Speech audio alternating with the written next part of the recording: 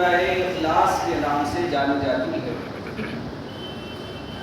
اس سورت کے اندر اللہ رب العزت کے صفات، اس کے کمالات، اس کی وحدانیت، ان سب چیزوں کا بیان ہے۔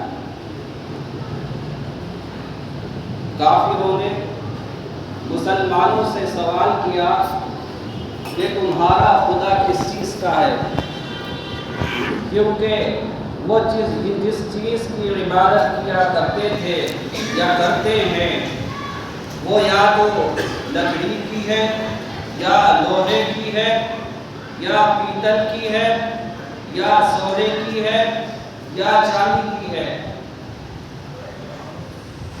اور اس لیے کہ وہ خود اس کو بناتے تھے اور اس کے سامنے ہاتھ جوڑتے تھے۔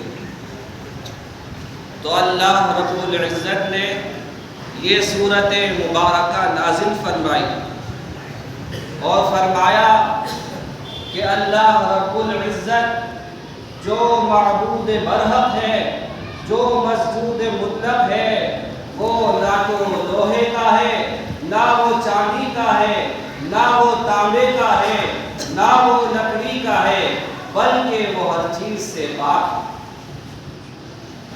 قل هو اللہ احد، اے حبیب مکرم آپ فرما دیجئے کہ اللہ اکیلا ہے، یکتا ہے۔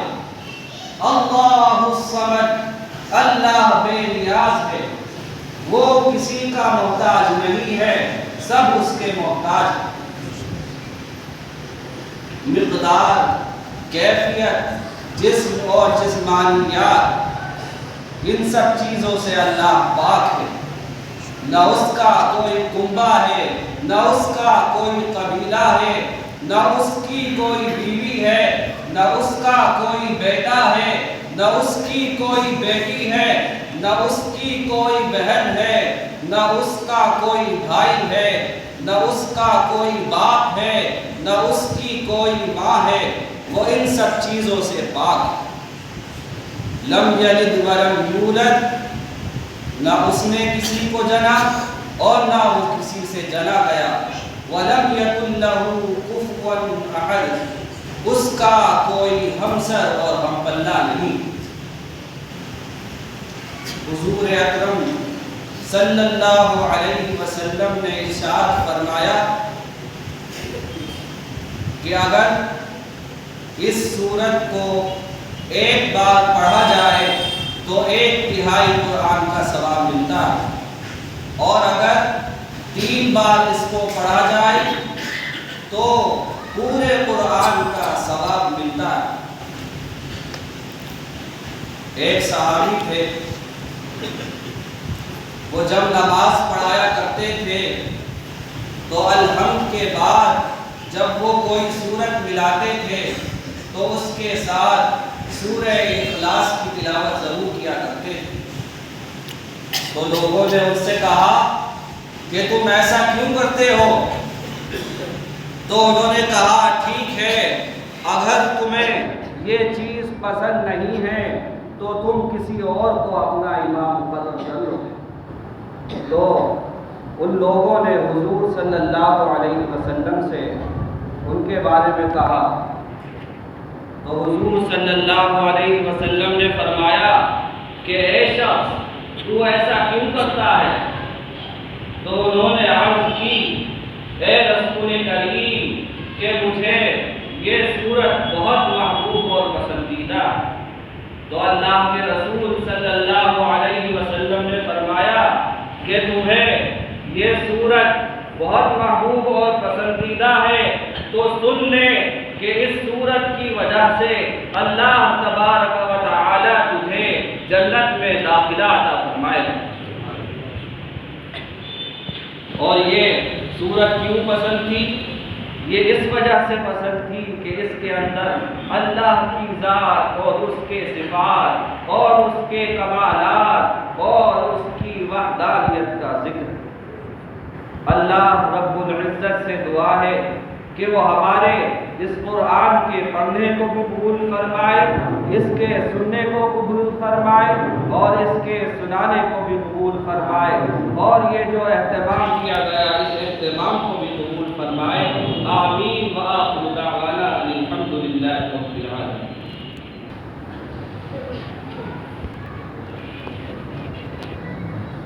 الحمد لله رب العالمين والصلاة والسلام على رسول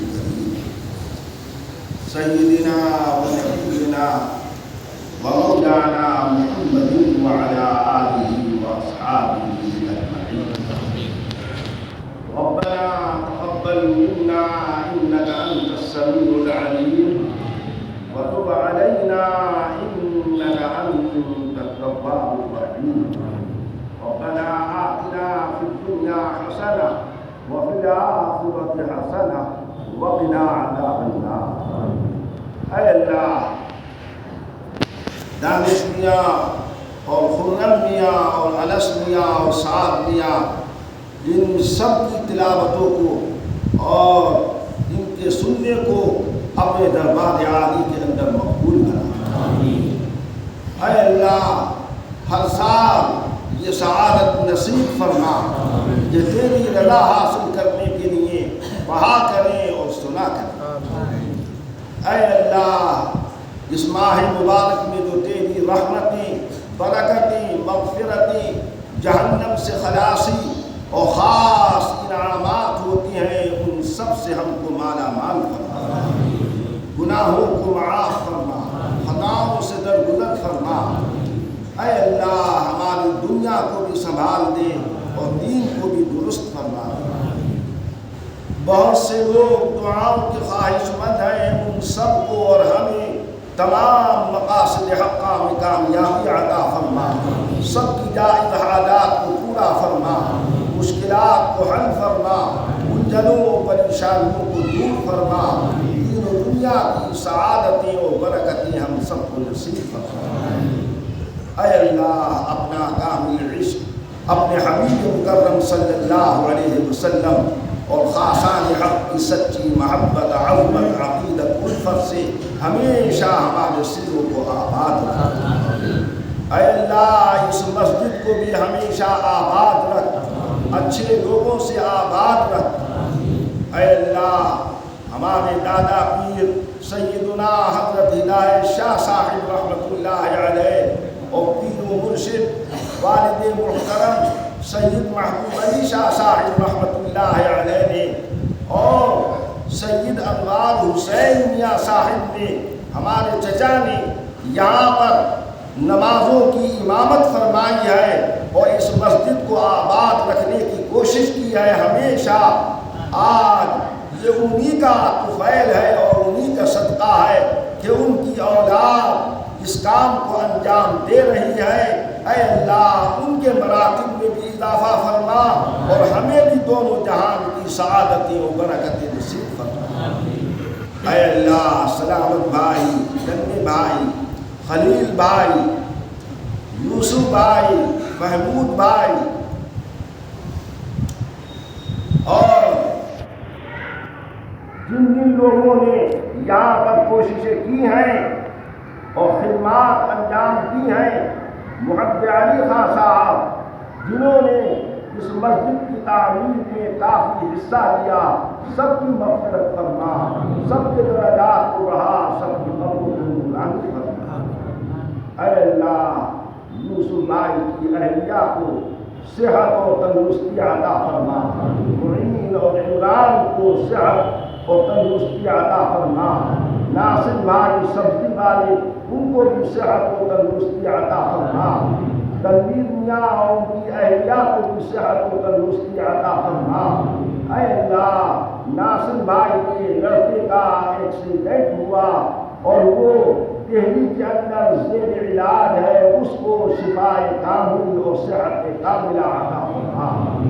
اور انہوں نے جو ہر سال اس مسجد کو سجاتے ہیں اور سنوارتے ہیں، ان کے اس عمل کو اپنے دربار میں مقبول بنا، ان کی سب پریشانیوں کو دور فرما، مشکلوں کو حل فرما اور ان کو اور ان کے گھر والوں کو ان کے کاروبار کے اندر ترقی عطا فرما۔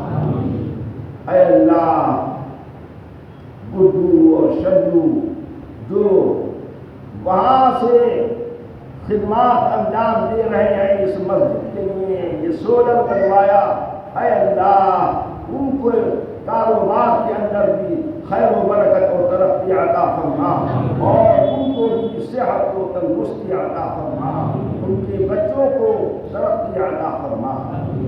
اے اللہ ہماری ہمشیرہ اور ان بچوں کی والدہ، جو چاروں بچوں کی والدہ، اور ہمارے بھتیجے سید علی حمار، سعدیہ، شگفتہ، سب کو صحت و تندرستی عطا فرما، سب کی بیماریوں کو دور فرما۔ حاضرین کے گھروں کے اندر جو جو بیمار ہیں سب کو صحت و تندرستی عطا فرما، شفائے عاجل شفائے کامل عطا فرما۔ اے اللہ ہمارے قرضوں کی ادائیگی فرما، معقول روزگار عطا فرما، روزگاروں میں خیر و برکت اور ترقی عطا فرما، کھیتیوں و باغات کے خیرات و برکات نازل فرما۔ اے اللہ یہاں پر ایک چھوٹا سا مدرسہ قائم کیا ہے اس مسجد کے اندر، اس میں غریب لوگ 200 روپے کی فیس بھی ادا نہیں کر پا رہے ہیں۔ اے اللہ اس مدرسے کو قیام اور دوام عطا فرما، اور جو نیک ارادہ ہے کہ ہمارے محلے کے بچے قرآن پڑھ جائیں، دین کو سیکھ جائیں، ان سے اردو بھی آ جائے، اس کوشش کے اندر ہمیں کامیابی عطا فرما۔ حافظ قرآن یہاں سے تیار ہو، قرآن کے پڑھنے والے تیار ہوں صحیح معنی کے اندر تجوید کے ساتھ، اور دین کی باتیں سیکھیں، اپنے کو بھی سنبھالیں اور اپنی نسلوں کو بھی سنبھالیں۔ اے اللہ اس کا جو خرچ ہے اس کو بھی مکمل طریقے سے پورا فرما، اور اس کے اندر لوگوں کو سعادت عطا فرما کہ وہ زیادہ سے زیادہ اس کے اندر تعاون کریں۔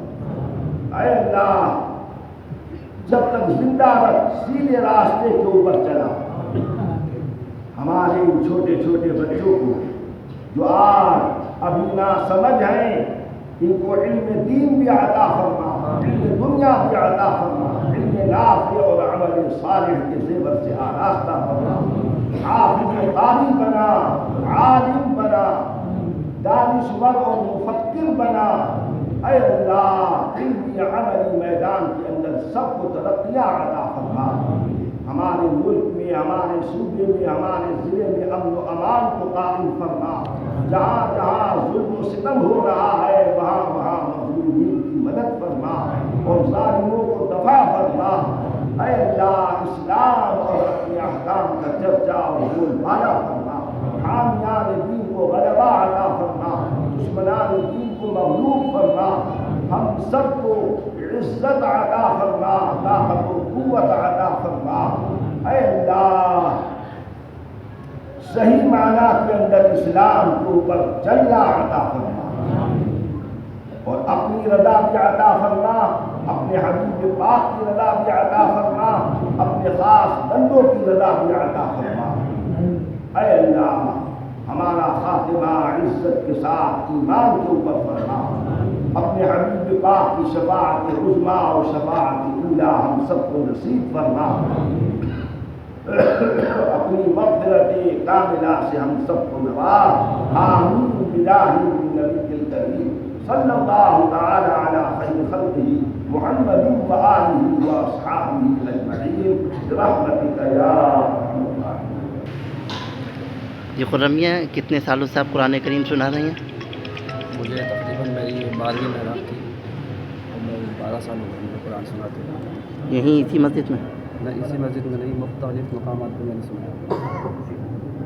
کیا پیغام دینا چاہیں گے نوجوانوں کو؟ نوجوانوں کو یہ پیغام دینا چاہیں گے تو زیادہ سے زیادہ قرآن کی تعلیم حاصل کریں اور اس کے اوپر عمل کریں۔ جی دانش بھائی مشترکہ طور پہ آپ نے قرآن کریم کی تلاوت کی ہے اور گھر میں بچوں میں بڑے بھی ہیں، کیا پیغام دینا چاہتے ہیں بڑے ہونے کے ناطے؟ کہ سب لوگ قرآن کو پڑھیں اور اس کو جو ہے اس کے اوپر عمل کریں. آج کل جو ہے ہمارے جو ہے نوجوان بھائی دینی تعلیم سے بہت دور ہیں، تو لہذا قرآن پڑھنے کے ساتھ ساتھ وہ دینی تعلیم بھی حاصل کریں اور دنیاوی تعلیم بھی حاصل کریں.